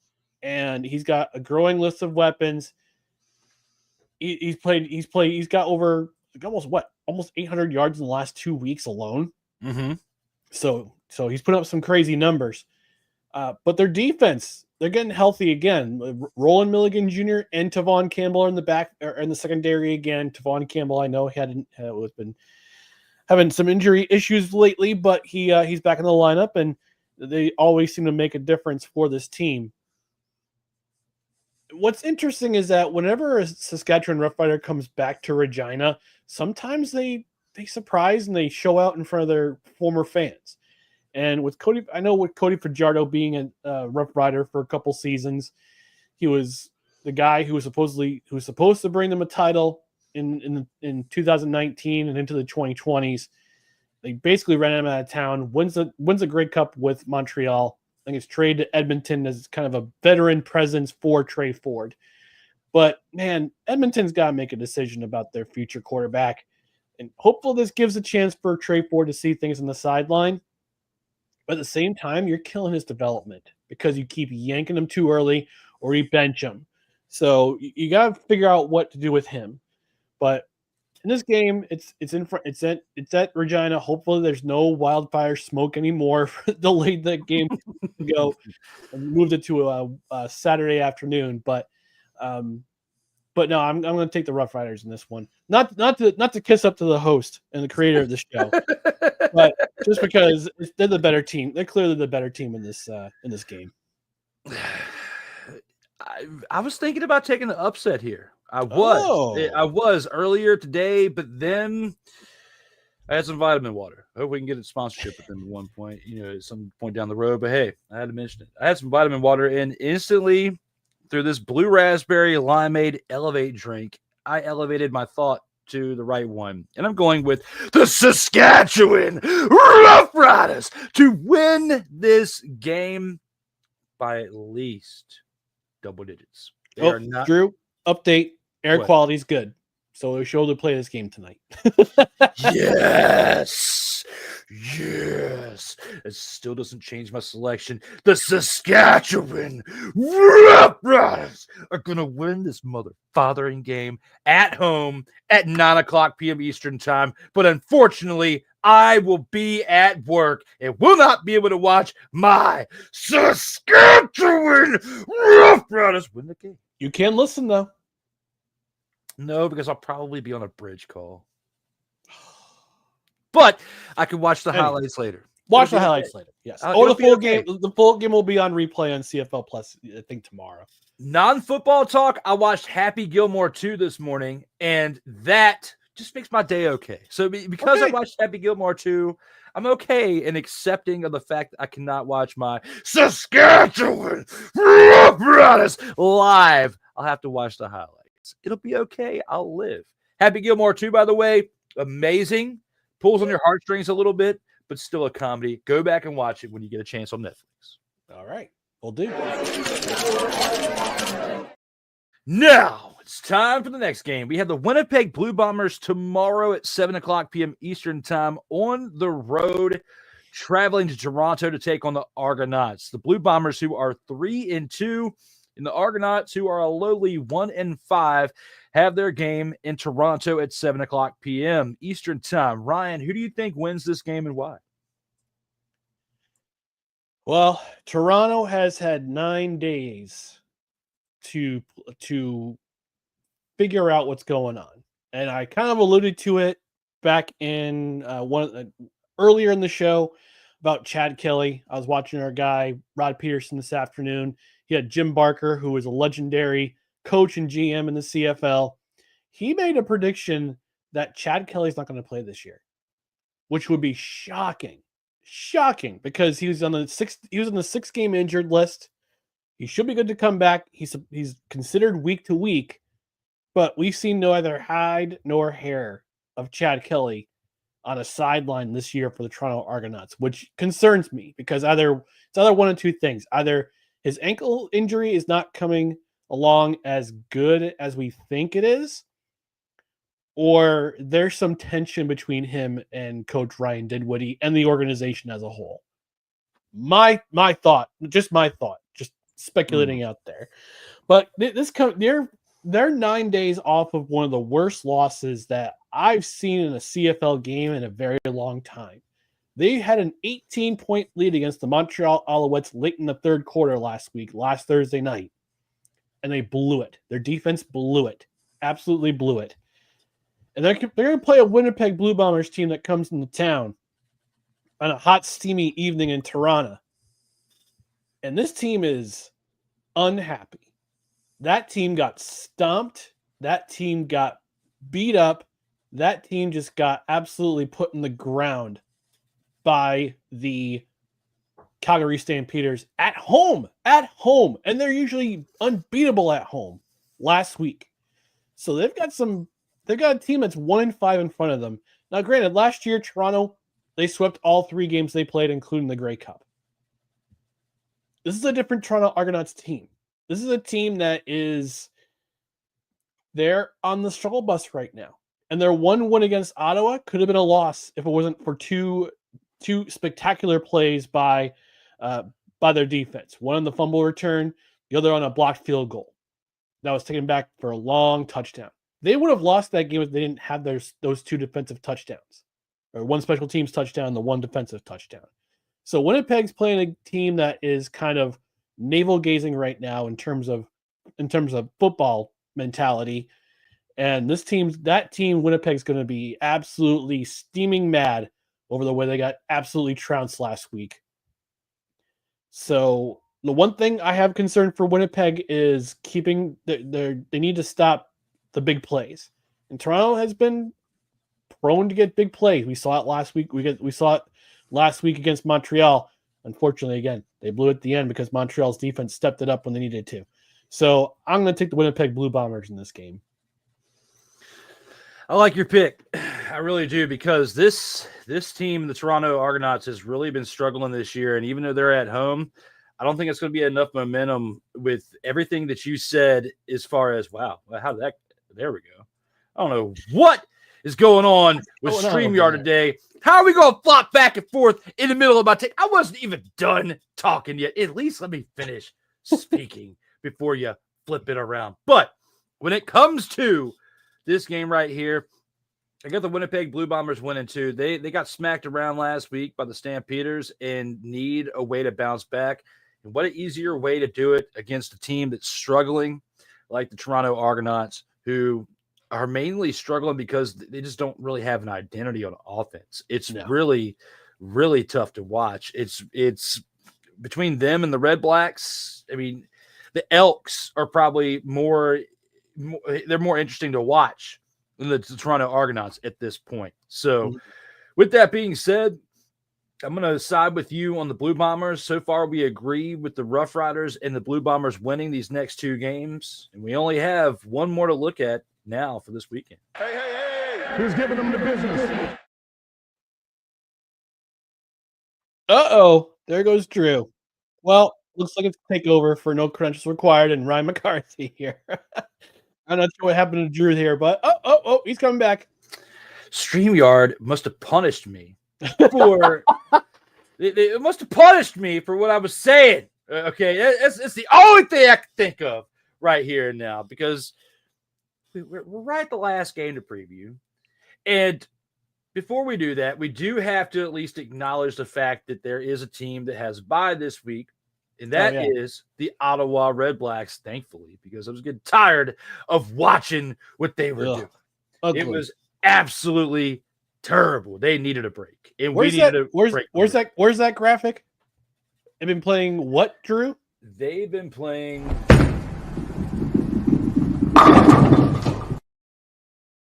And appropriately enough, red and black shoes. Along with just being a total.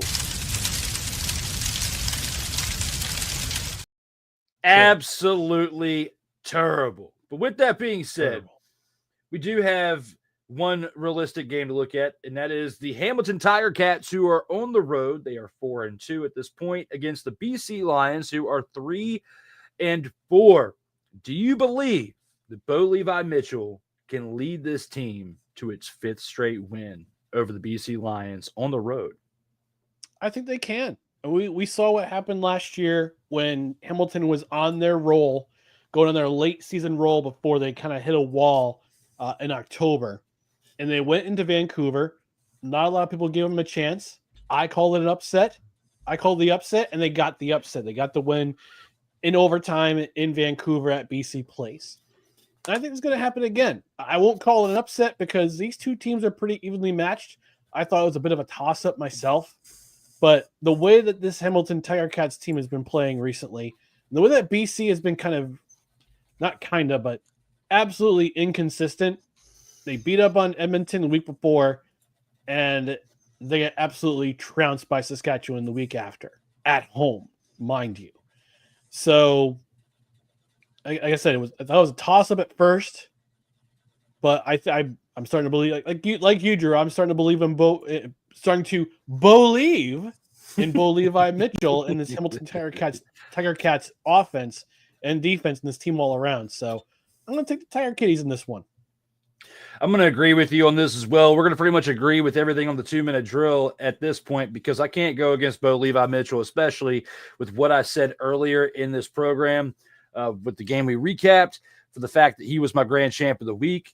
And, just because I believe, just like you do, in this happening. Shout out to old school Bo Dallas character for that one. But for this, Levi Mitchell leads this team to victory. I think he's going to need a little bit more help than just himself.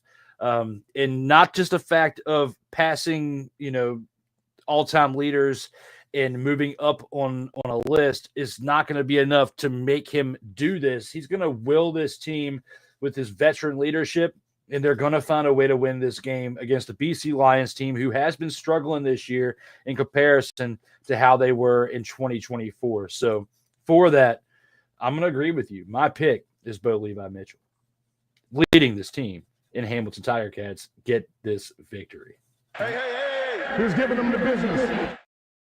And now we go from one to another.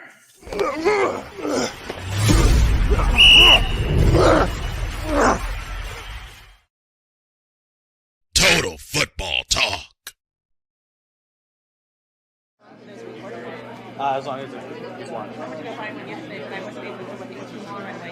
It's great. I love it. I hope it actually is recording. It's that time of the show where we go to the post game to give our final thoughts here for episode 94. And with that, Ryan, let us know what you're thinking here as we round it on out. Whew. Well, Jets fans, how are we doing today? Yesterday was a whirlwind of a day. I still have whiplash from yesterday. Between a crazy day at work and then checking out what's going on with Jets practice. 5 plays into practice, Justin Fields leaves the field. He's down, goes to the medical tent, gets his shoe taken off. They're looking at the medical staff's looking at his right foot. Then we find out he's being carted to the medical facility for X-rays and for MRI. On day 2 of camp, day 2 of training camp, this happens, and all of us, every Jets fan is getting PTSD based on what happened on the 4th play of the game for the New York Jets on offense in 2023 when Aaron Rodgers went down. We had to endure that season. Not even day 2 of camp. 5 plays in to day 2 of camp, our starting quarterback goes down. And all of us are thinking the worst case scenario because this is how the Jets have given us all PTSD over the last 15 years. Well, thankfully, Coach Aaron Glenn sat us down, and when he started his press conference yesterday, he said right away, look, you all want an update on Justin Fields. Here's the situation. It was a toe injury. And you could just feel the relief coming from Jets fan, myself included. Because if I was going to have to go through another season of expectations of a new quarterback coming in, being trounced, not even before the season began, I was going to lose my mind because that would force new GM Darren Muji to go out and find a veteran replacement when there's not a lot out there that are serviceable. They have to probably make a trade, call the Giants, call the Falcons, see if Kirk Cousins is available, see if either Tommy Cutlets or famous Jameis is available. Thankfully, we didn't have to do that. And I think I mentioned this a couple weeks ago. I talked about the quiet optimism that I have as a New York Jet. And that quiet optimism showed up today after this morning's practice press conference with Aaron Glenn. His answers, when he was asked questions by the media, his answers were clear. His answers were concise. They were straight to the point. Not a whole lot of joking, unlike Robert Saleh, who thought he could get away with the jokes, the nervousness, because of who he had at quarterback and had no game plan whatsoever for this defense. But Aaron Glenn talking about got to get better every day.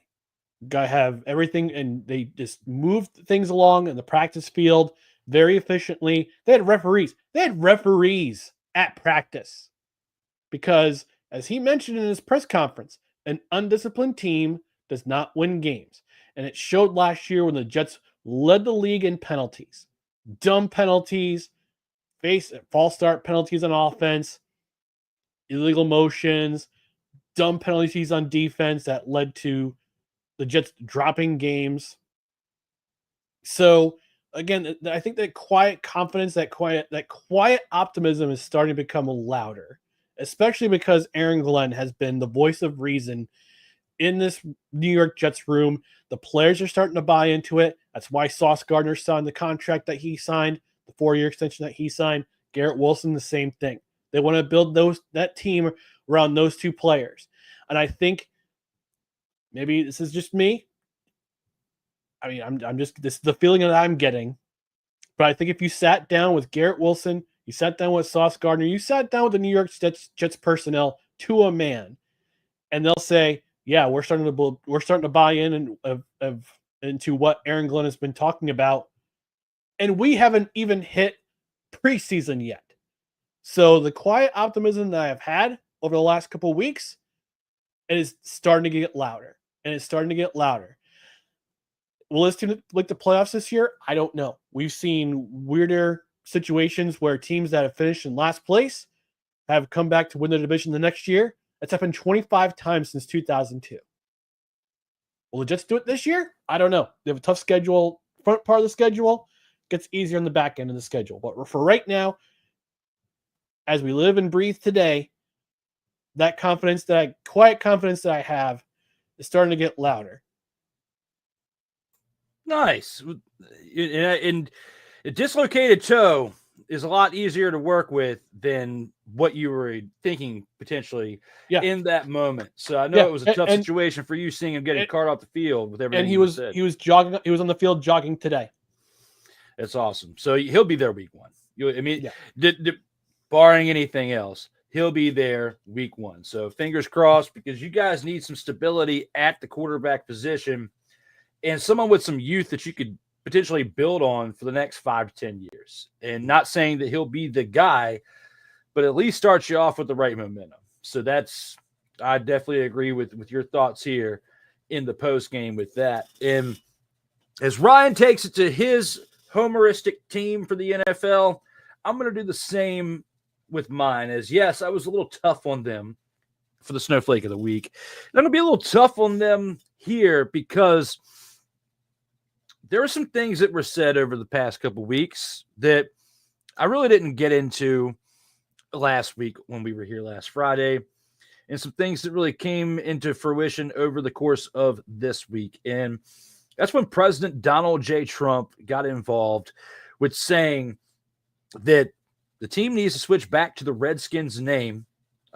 If not, that he was going to potentially block the stadium deal for them to move to RFK. And since then, I've had some mixed feelings. Yes, those of you who've watched this show for quite some time, who have watched my content for quite some time, or just know me personally, know what I have on this arm right here. Okay. I would love to see, whether it's the logo, the name, the way of bringing back the traditional history of this team and the franchise, come back one way or another. I'm willing to meet in the middle and then bring back the logo, because that had nothing to do with what everybody was in an uproar about in 2020. You bring back the logo and you change the name to potentially a tribe name to honor a tribe. I can meet in the middle with that and say that I think that everybody should do that. But for the president to come out and say that you don't get this stadium if you don't change the name back to Redskins, I don't necessarily agree with that. Now, in the context of the way he did it. Since that day, there has been progress with this team in getting this stadium, as they took a big step towards finalizing the deal for the stadium. After weeks of pressure from local and federal leaders, the D.C. Council will soon vote on legislation for a new Washington Commander Stadium in the district. Chairman Phil Mendelssohn announced yesterday. And, there is many things that come about between now and then that we have to pay attention to, because next week on Tuesday, the council committee will hold a public hearing on the legislation on that day. And then the following day on Wednesday, there will be a hearing with the government and team officials before they take a vote. Meaning you're going to have voices from high, powerful people within the government, potentially including even the President of the United States, saying certain things before they go into vote. People are getting confused a little bit by this and thinking that with the news that came out over the course of the past couple of days, that the deal is 100% finalized. They're groundbreaking. They're going to get started, and they're moving right on in 2030. That is not the case. And I want to specifically bring your attention to that. With what the president said, whatever you may think about him, whatever you voted for last year, whatever your political views are, that's not what this show is about. But I'm bringing this up as an example of, he said it. Now we're about to see within the next 7 days how true of a statement that is, because the government has an opportunity, whether it's to voice their opinion or to throw some type of wedge in the deal. Something can happen between now and next Friday, and the deal could potentially be off the table.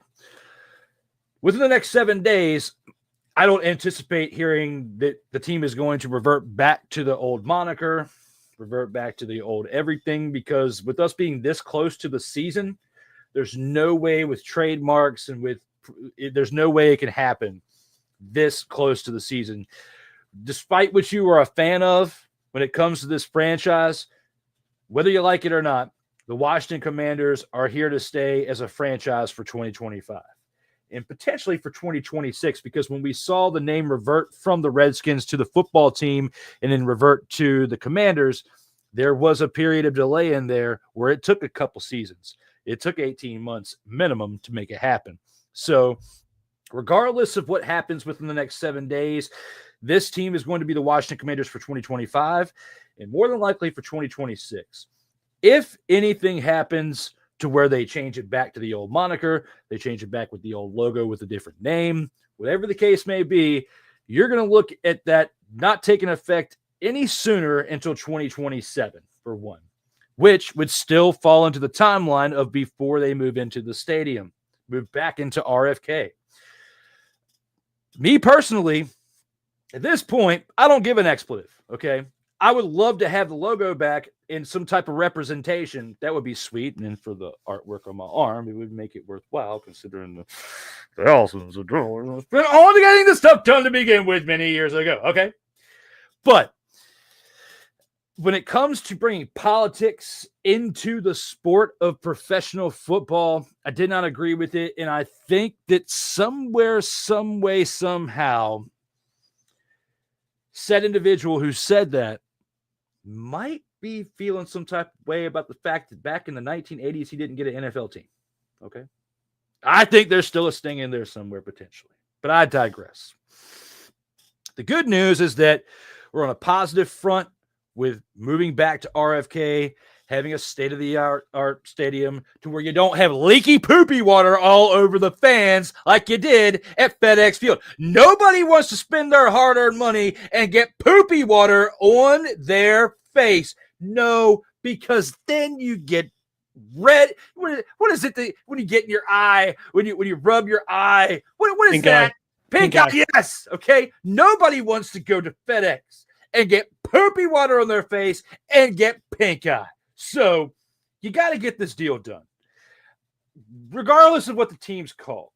Some people are on board with it. I'm necessarily not, but that's for another episode and for another time. But for me right now, I wanted to bring up the progress of the stadium deal because there's been some discussions out there that the deal is done and they're getting ready to break ground. No, there's still a process, and they have to get this done by August 1st because then the committee is on break for the next 6 weeks until mid-September, and that's going to be the soonest that you'll be able to talk about it again.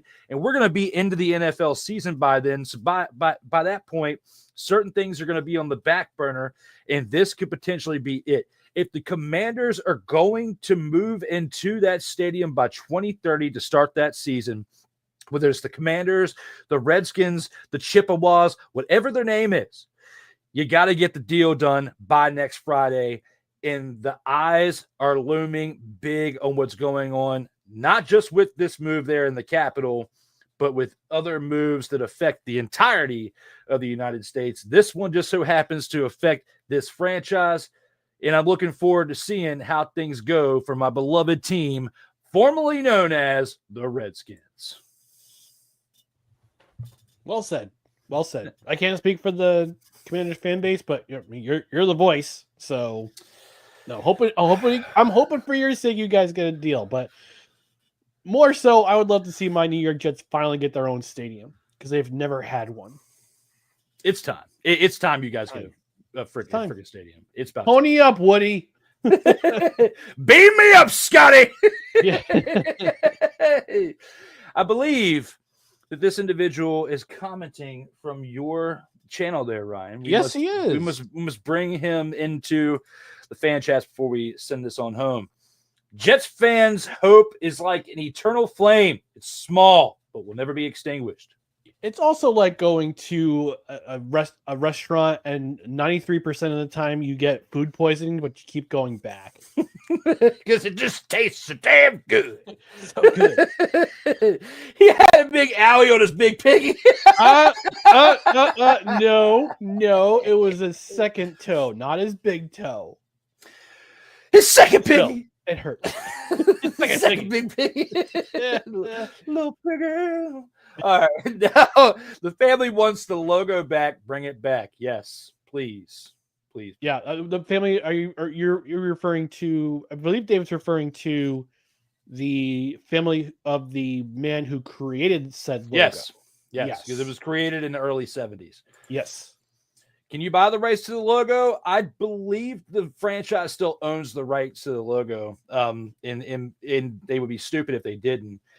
And probably to keep it on the back burner just in case people out there, and mainly the snowflakes who started this whole thing, calmed down enough to where we could get the name back, or at least the logo back with a name that people won't cry about so much. He says, I want pink eye. Scott Bale can give it to you. Heavens no. I'm not sure what he was referring to in that, but probably Donald Trump owning a football team, NFL team. Yeah, because he tried to challenge the NFL back in the day because they wanted to move the USFL to spring, and he actually wound up winning that lawsuit, but the USFL only earned $3.76. You got $1. You got $3.76. And move the Giants to $3.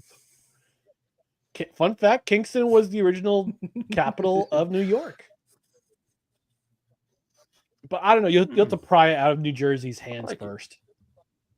You have to pry the Jets and the Giants out of New Jersey's hands first. Gotta find a way. I mean, the Jets would have their own stadium in Midtown Manhattan right now if it weren't for James Dolan. That's why you'll never see me set foot in Madison Square Garden. You'll never see me root for the Knicks. You'll never see me root for the Rangers. And lastly, he says, dollar makes you holler. Listen, I don't know what hollering you do in your time, Dave, but what you do in your bedroom is your business. Sounds like he just took the...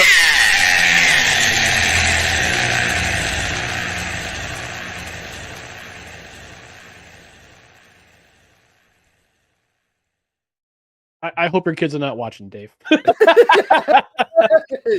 Shout out to Dave for coming on in the chat and bringing us some great content here towards the end. Shout out to Sick Diggy and Corey Mann for coming on in the chat, helping us out earlier within the show. We will be back next Friday, 5:05 p.m. Eastern Time with episode 95. But until then, we have to leave you with one semi-badass outro and this. In life, just like in football, keep your head up and remember, you got to play until the whistle blows. And as always, from Ryan, myself, and everybody else here to you and yours, please stay safe out here in these streets.